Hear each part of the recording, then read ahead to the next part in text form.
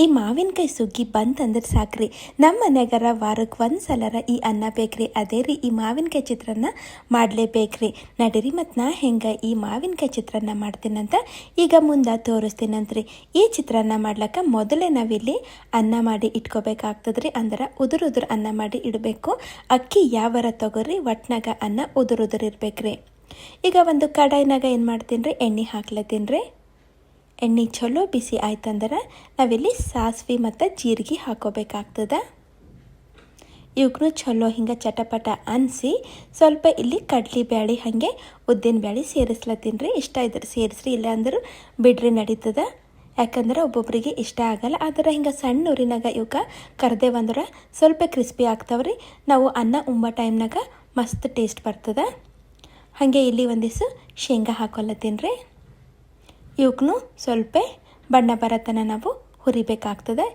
ಜಾಸ್ತಿ ಇಷ್ಟ ಇದ್ದರೆ ಜಾಸ್ತಿ ಸೇರಿಸ್ಕೊಂಡು ನಡೀತದೆ. ಪುಟಾಣಿ ಬೇಕಂದ್ರೆ ಪುಟಾಣಿನೂ ಇದೇ ಟೈಮ್ನಾಗ ಹಾಕ್ಬೋದು ರೀ. ಹಾಗೆ ಇಲ್ಲಿ ಉದ್ದುದ್ದು ಹೊಳೆದು ಉಳ್ಳಾಗಡ್ಡಿ, ಹಸಿ ಮೆಣಸಿನ್ಕಾಯಿ ಮತ್ತು ಶುಂಠಿ ಬೆಳ್ಳುಳ್ಳಿ ಪೇಸ್ಟು, ಹಾಗೆ ಒಂದಿಷ್ಟು ಕರಿಬೇವನ್ನು ಸೇರಿಸ್ಬಿಡ್ತೀನಂತ್ರಿ. ಎಲ್ಲ ಹಾಕಿದ್ಮೇಲೆ ಈಗ ಇವಕ್ಕೆ ಒಂದು 2-3 ನಿಮಿಷ ನಾವು ಹುರಿಬೇಕಾಗ್ತದೆ.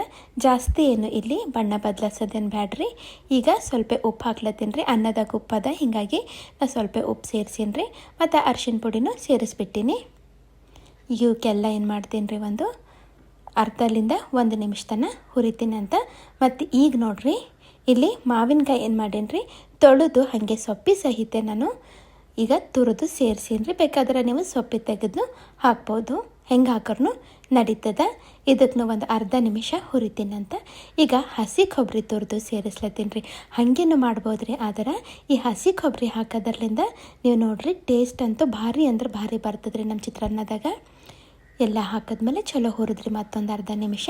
ಈಗ ಈ ಮಾಡಿಟ್ಟಿದ್ದೇನೆ ಅನ್ನ ಅದಲ್ರಿ, ಇದು ಇದ್ರಾಗ ಸೇರಿಸ್ಬಿಡ್ತೀನಂತ.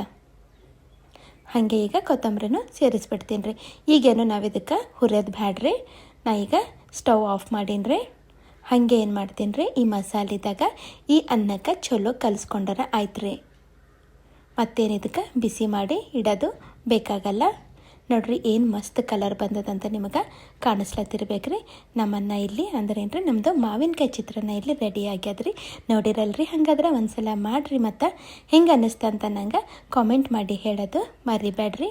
ಹಾಗಾದ್ರೆ ಮತ್ತೆ ಸಿಗ್ತೀನಂತ್ರಿ ಮುಂದಿನ ವೀಡಿಯೋದಾಗ. ಮತ್ತೊಂದು ಹೊಸ ರೆಸಿಪಿ ತೊಗೊಂಡು ಬರ್ತೀನಿ ರೀ.